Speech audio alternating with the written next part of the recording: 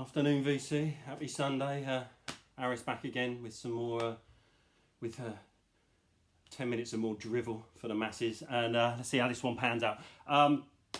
Worst albums in my collection. Quite lucky, bought a lot of albums over the years, thousands if I'm honest. Slowly picked away at them and got rid of what I consider is the dreck, and there was a lot.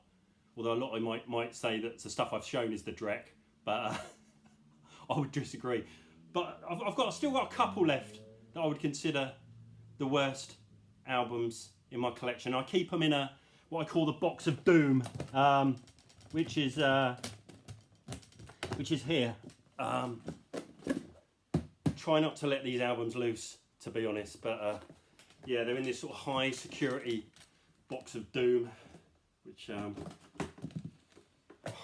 yeah, here they are. The worst albums in my collection. Shouldn't watch this video without adult supervision, in my opinion. Things could get rough. First one, this fascinates me, this album. Absolutely fascinates me. I've seen The Hanging Gardens of Babylon. I've danced with the devil in the moonlight. But nothing prepared me for Elton John's Victim of Love. I don't know how these sort of albums happen. Elton is 79. He's kind of just at the peak of his career in a way, and I kind of like rubbish Elton as well. I mean, I've got this Elton John best of. This is great. My favourite Elton John period is the kind of starting at Part-Time Love, sort of late 70s, early 80s. Blue Eyes. Guess that's why they call it the blues. What a banger that is. I'm Still Standing. Passengers. Why am I the only person who loved Passengers? That's a desert island dish for me. But this is horrendous. This is now. I always wonder how do these things get through the marketing meetings? Like, all right, Elton, new album. What have you got for us? No worries, lads. Opening track, Johnny Be Good. All right, Chuck Berry cover, interesting, and it's going to go on for 8 minutes. Okay, and I'm going to do it in a disco style, right? Could be somebody ring marketing. Chuck Elton's lost it. Now I will mitigate this by, I think Elton was at the height of his drug and alcohol use. I will also say that from about 92 to 93, I also went through my own personal my drugs hell, and it didn't matter how bad it got, I never became reckless enough to think about recording my own 8-minute version of Johnny Be Good with a disco slant. But yeah, it's horrendous, and that's the high point of the album. There's disaster at every turn here.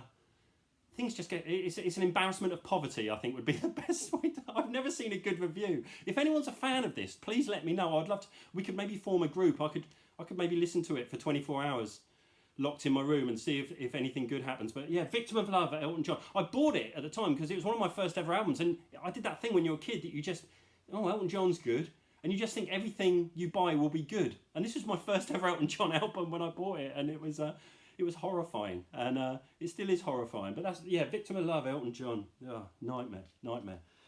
Next up, some Winifred's School Choir and the Children Sing. Now, anyone in the UK will be highly familiar with the St Winifred School Choir. They went uncredited on the #1 single, Matchstick Men, Matchstick Cats and Dogs, which was #1 for about 82 weeks in 1978 in England. But they were uncredited. Obviously, they were angry. So they came back with their own single, Grandad, featuring Clive Dunn, which again was a #1 single. This time, this was under their name. So they've come back with Grandad. We're thinking, what's the album going to be like? It's the middle of 1980. It's Thatcher's Britain. I mean, these poor sods have probably been victim of the conservative education cuts that Thatcher brought in.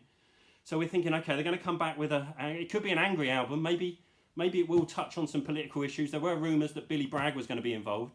And then they came up with this absolute dreck. Look at this. Top of the World, rubbish. And All the World Sang, useless. Breads and Fishes, religious. Matchstick Men and Matchstick Cats and Dogs. And that's not bad, actually, to be honest. Bright Eyes. That was embarrassing. And that was it.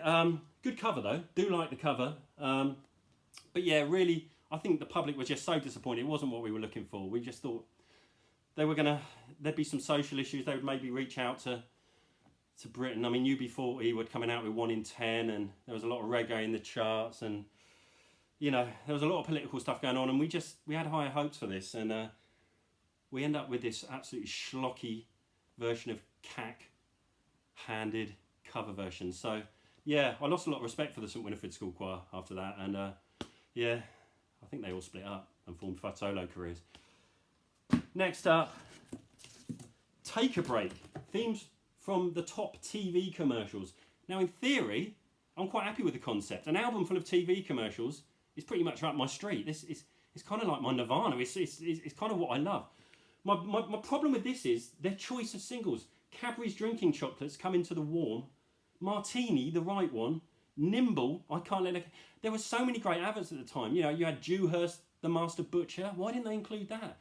You can't get better than a Quick Fit Fitter. Why was that left off? And probably my favourite, Bird's Eye Beefsteaks, Hope It's Chips, It's Chips.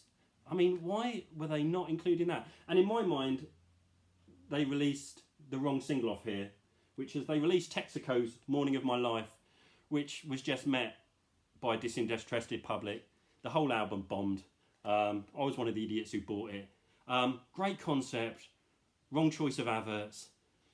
Next.